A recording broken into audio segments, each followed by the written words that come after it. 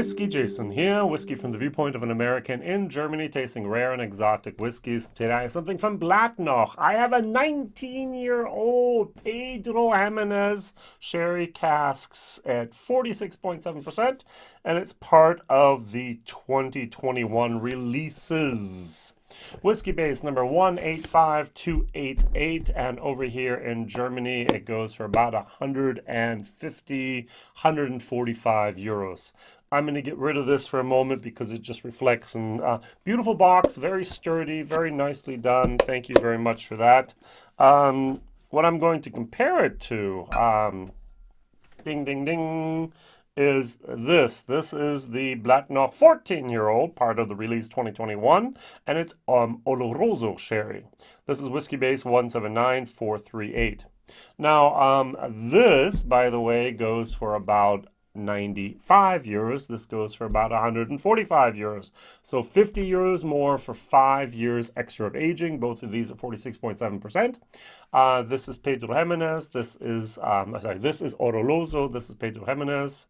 And this is 14 years old. This is 19-year-old stuff. First of all, the cap is what I'm going to call it. This is plastic. It's not real metal. It's not that heavy, but there is a nice little plastic ring there to seal it, and it's pressed cork. I hate pouring from these bottles. I have to always pick up my glass, and I just can't keep it there, otherwise I spill. And spillage by 150 euro whiskey is not really my bag.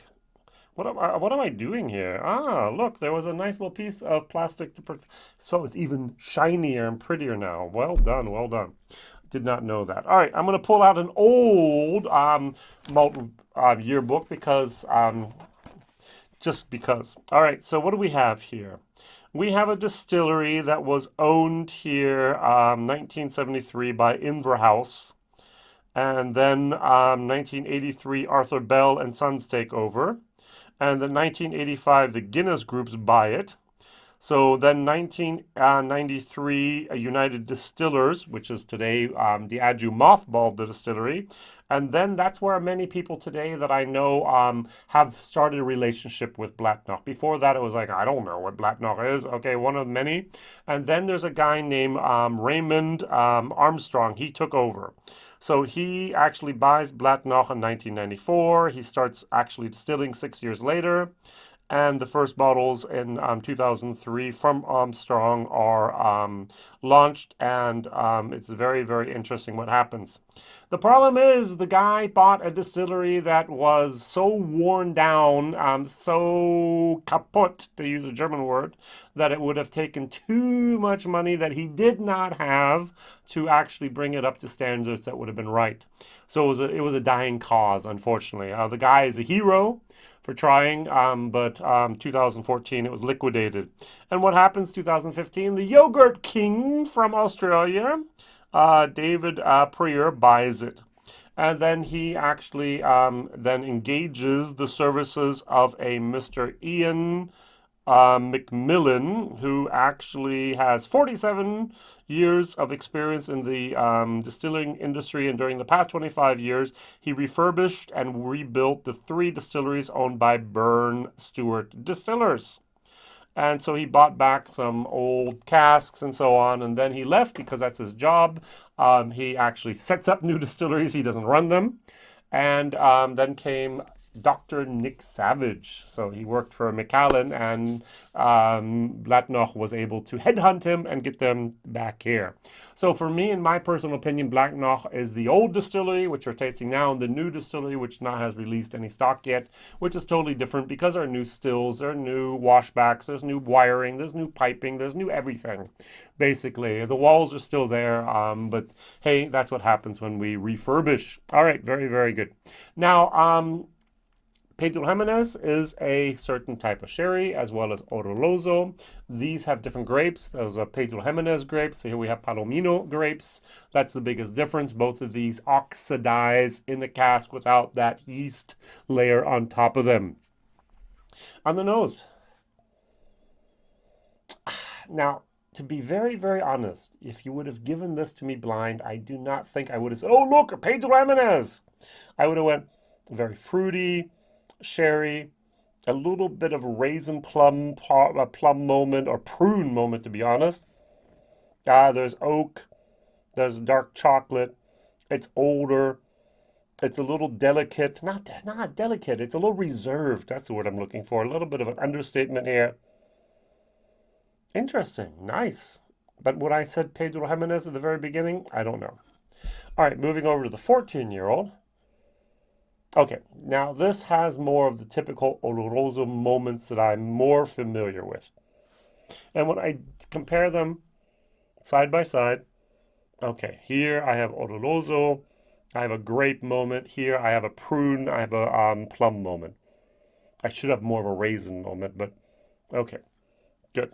Which one do I prefer on the nose?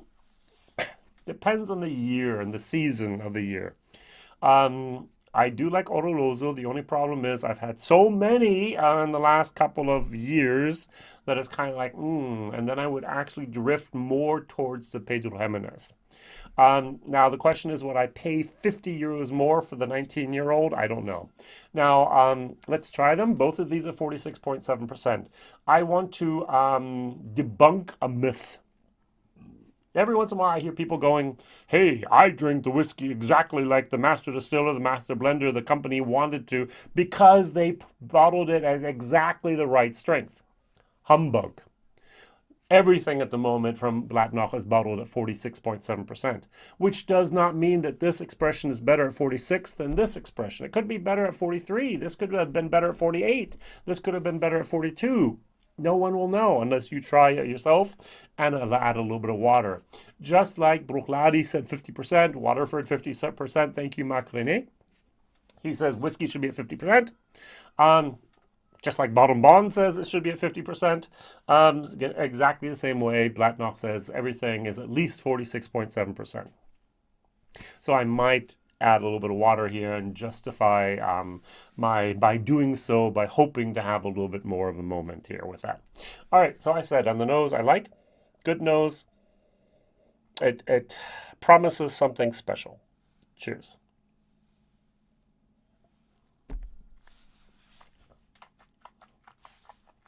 Mm-hmm. Mm-hmm. Mm. Mm.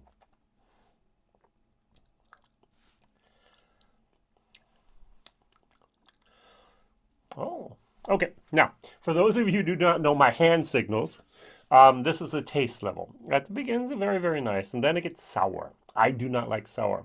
And interesting enough, down here, it adds a heat level. The alcohol kicks in. It's like, wait a second, what's going on here? We have sour, bitterness, plus heat.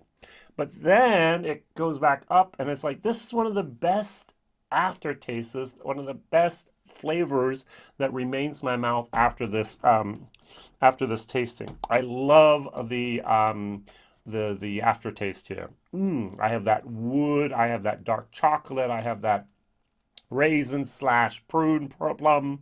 Very, very nice. So it starts off very nice, it ends very nice. In the middle, there's a little bit of catastrophe. Where, why, and how that happened, I really don't know. I like that. Oh, at the end, it's just like an echo that continues on in a beautiful manner. Well done there.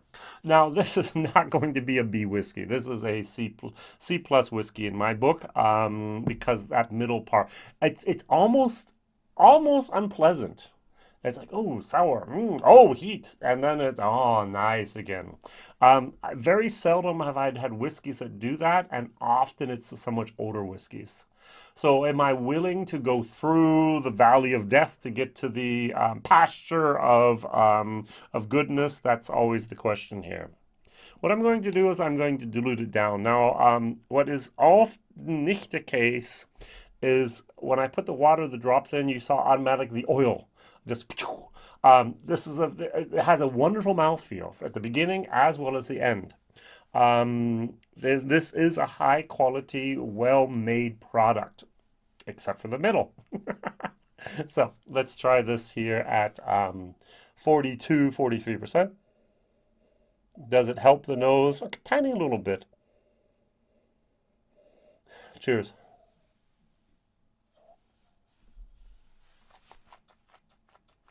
Mm-hmm. Mm-hmm. The bitterness is still there a little bit. Oh, now the bitterness is there. I'm sorry, I forgot. Yeah, it's like, no, it's fruit. Oh, bitterness. Now, and then the heat is just a tiny little bit, and then it goes back up.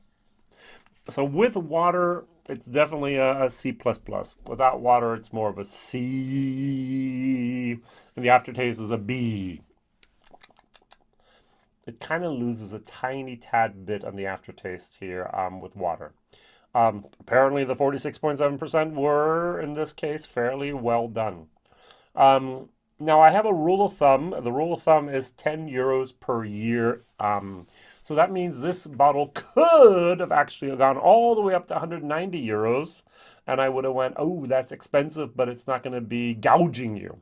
So at 150, I think this bottle, unfortunately, is fairly adequately priced in the year 2021. I'm still going to give it a D plus plus, C minus minus for price. I'm going to give it a C minus. All right, good.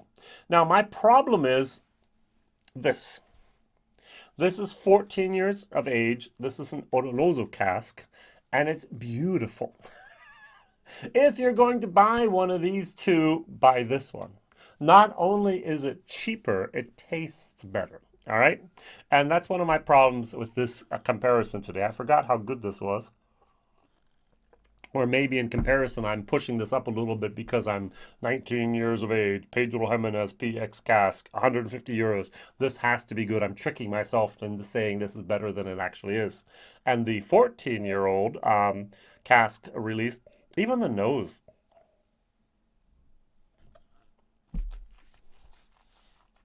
Mm-hmm. Mm. Mm. Transitions. The Oloroso really, really shows through without overpowering. Mm. And it's got a great finish as well. So I like this finish a tiny little bit better just because of the Pedro Jimenez. But is that 50 euros more? Is it worth 50 euros more? Definitely not. So if I'm looking for a great whiskey from from Bladnoch, and I have the 14-year-old Oloroso 2021 release available, go for that. If I don't have it, and I have the change left over for a 150 euro bottle, go for this. So they are definitely totally two different beasts, also from the products, from the taste, from the experience, but this has a more coherent, no flaws. This has, for me, flaws. Some people would say character, and I would say, well, I'd like to have it without those character traits, to be honest. All right, thank you very much for watching. My question of the day is, what is your relationship with the Bladnoch distillery and Bladnoch bottlings? Mine are actually a one of high expectations. Every single time I see a Bladnoch now in one of these bottles, it's like, oh, I hope it's better. I expect great stuff from Bladnoch. I mean, come on, they have Nick Savage there, Ian McNillan set it up, Mr. Yogurt, Australian yogurt guy, David Prior, spent millions more than he wanted to. They have good wood, they have good distillery, they're doing good things, and I expect great things from them to come in the future. It's going to be a while, but I do expect them to have good stuff. All right, that's my relationship. If you ask me, for example, what's my relationship with Glenfarclas, I would go, hey, George Grant, I know him. He's using wood that has been used a little bit too often sometimes. Yay, family cask special, and everything else. If you ask me about Dalmore, it's like, oh, too much artificial coloring. Whoops. If you ask me about Macallan, it's like, wow, Disneyland in Scotland, been there, done that, but most of the bottlings are not up to par anymore, and so on and so on. I have a different relationship now. I have a different type of prejudice against most of these bottles. But bottlers or distillers, what's your personal relationship with Bladnoch at the moment? Are they an unknown white sheet of paper that you haven't tried yet, or have you, oh, the good old days, I remember that, and so on and so on. Please write that down in the comments. It'd be great. Thank you very much for watching. Thank you very much for liking. Thank you very much for subscribing. Thank you very much for sharing this video on different platforms, social media, wherever you want to. And we'll see each other very, very soon. Whiskey Jason here. Bye bye.